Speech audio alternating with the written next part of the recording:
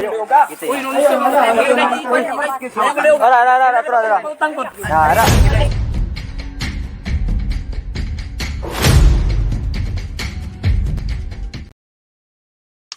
Maayong adlaw kaninyong tanan na sab kini ang inyong programa sa TV Apolia.Argumento. A short program nato nanantay gamay nga tagaan ug reaksyon bahin sa nahitabo nga tawag ining kung sa kuan pa is enkwentro between Katoliko ug dili Katoliko nya nindot kaayo ang tawag ining kuan ang hitabo. Nindot nga panghitabo kay nag-abot ang duha ka kampo nya at the same time siguro wala ka pugong siguro si amot wala ko kabalog pastor ba to, pero sigurado lang ko nga dili to Katoliko nya ang nahitabo is iyon giliaban sa kuan, giliaban sa dili Katoliko ang defensor Katoliko ngano man tungod lagi kay sumala pa nila na daw kunoy tawag ining gisulti sa balaod nga katong Article 133 kanang giingon sa tawag ining revised penal code nga offending religious feelings. Nya tungod ni ana gibawalan daw kuno nila ang tawag ining mga Katoliko nga magsangyo sa pagtuog gawas nga dili tawag ana naa sa sulod sa ilahang gitawag og simbahan.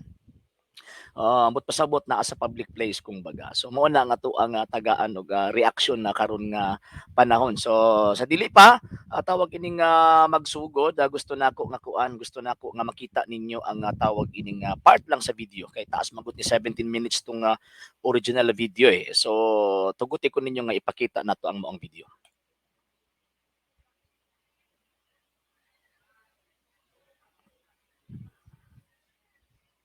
Okay, wala man day audio.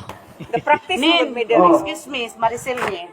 Ako ang pastor dire. Kasi gusto rin magpadakop ka ka. Dali lang. Padakop ka karon na yun. Dili kay naamang magpipanimbahon nin. Unya. Siyempre mag-anong ni Dili. Actually natin balaod Magsikid sa mo mag-istorya. Naate balaod disturbance ni sa ato ang panimbahon. So respetuhan O sa may gusto ninyo? Ano may nagka-ignorante? O ignorante mo kay nagasimba mi diha. Unya nay article sa balaod Romans Article 133 134 dili mo pwede nga maghimo ng May susunod yung simbahan? bisan wala. Ayaw ka. Uy, nulis ka mga. Ara. Tangkot. Ara. Ayaw ka ba? Ano may gusto ko yung pastor kanon, mukhaon kanon. Okay. So kato nga video ang inyohang tawag ining nakita. Kung nato ang tan-awon sitwasyon. Actually wala ko tawag ining kung sa kuan pa ang background sa nahitabo. Posible nga ang kanang mga defensor Katoliko nga naa didto naghatag ni og tawag ining public symposiums ni anang maong lugar.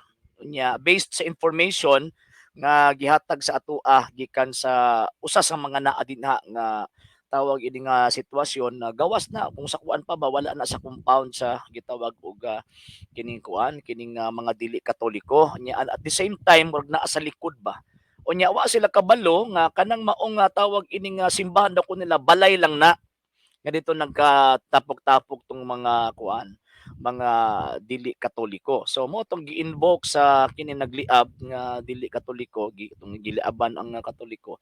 Gi-invoke nila ang Article 133. Nya ang gingon sa Article 133 kanang offending religious feelings. The penalty of arresto mayor in its maximum period to prison correctional in its minimum period.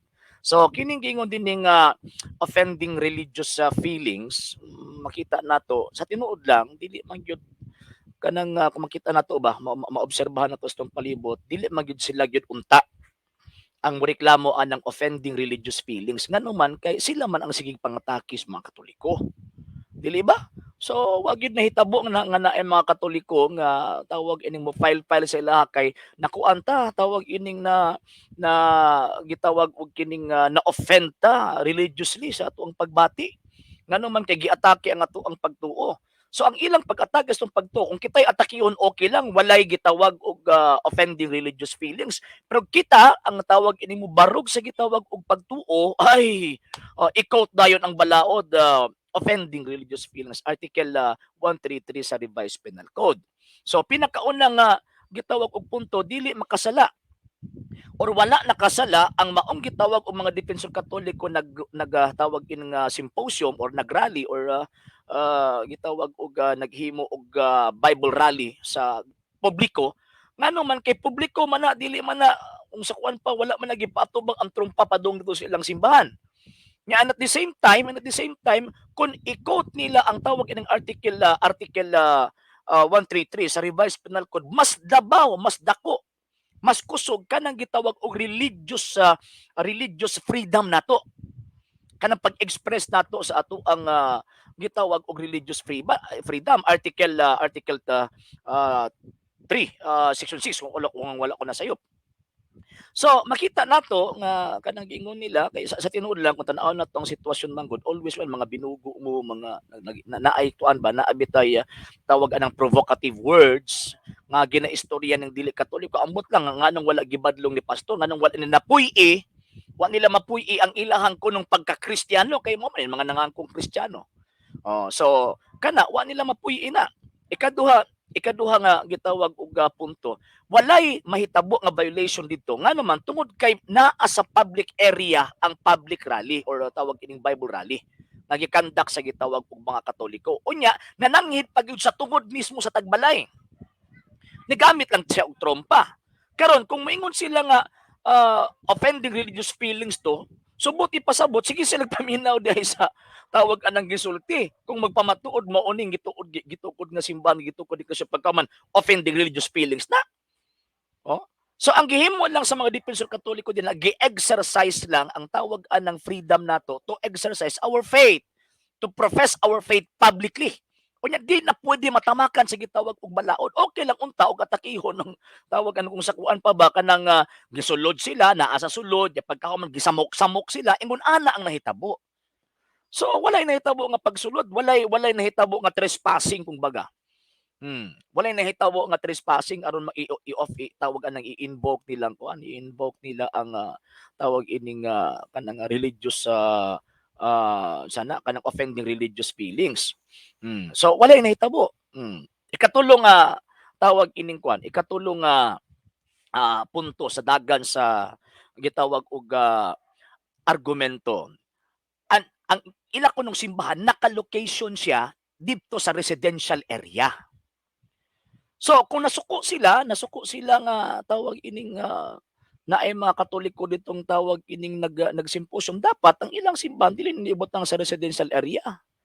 Ngano man kay kung boto naon kung ang ilang reklamo nga offending religious feelings kana nga panahon naay mga Katoliko nga naa sa palibot nga makadungog sa ilang wali atake sa pagtuong Katoliko.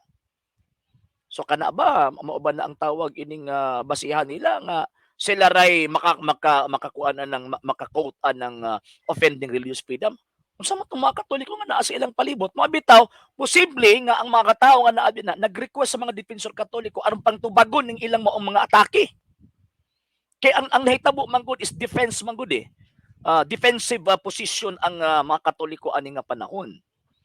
So mo na nga nagkatawa ko ngano man kay mo ra ba ni kusog kay mga Katoliko mga dawtan kining Katoliko tanawang baba atong di Katoliko amo katong si pastora atong babae mahinahon kaayo pero ang problema din na nganong wa siya kabadlong anong wa niya gibadlong tong iyahang tawag ining membro makadaot to sa ilang simbahan ingon ana di ay so ipokrito lang di ay ta nga magbasa-basa tag Biblia at takihon ang mga Katoliko kay daghang daotan pagkauman sila mismo sila yung una nag-provoke nga mahitabo nga na ay mahimong away. Ya okay lang unta to, sige, murag uy igo man ko kay tawag ka nang murag nisgutan man akong pagtuo. Pwede man sila mangutana. Kay para i-exercise po nila ang ilahang freedom to express their religion. To express their faith. Ipangutana nila sa gitawag Katoliko, mutubag man tong mga Katoliko anong panahon na. So mo na ang lesson din mga igalag mga igsuon, ang lesson din kung mga taki gani mo dapat kung sakuan pa ba na may bayag nga motindog para sa mga tao nga tawag ining mutubag sa inyong mga atake. Nya kung mga atake pud mo nya na ay mubalos in the sense nga pangtubagon ang inyong gitawag og mga atake ayaw pud mo kasuko kay posible nga kanang higayuna ang mga tao nga nag-request ang mga tao tungod sa inyong pagpangatake mahitungod sa pagtuo simbahang Katoliko. So mao na mao na ang magkatawa ko sa tawag ining mga pastoy nga kusog kay mga hambog nga luwas na ko mo ito luwas na. Mo ti makit-an ninyong luwas na mga higalag mga igsuon kung naa may makit-an nga ingon anang klaseng simbahan ay mugsuod oy. Mga ipokrito ning ingon anang klaseng mga tao. So mo na bantay-bantay ta nya pagka man ato pa na i-continue og hisgot sa ato ang unya sa ato ang program unya nga sa live streaming nato. Okay, sa karon ingon na lang sa so sa ato mga Katoliko panalip na itong pagtuong Katoliko bisan pag naay hulga bisan pag mahitabo nga hulgaon ta di ta muhunong sa pagpanalipod sa tong pagtuong Katoliko ngano man tungod sa hinungdan kini pagtuo hagikan sa Ginoo o gitawag ta nga panalipdan kini.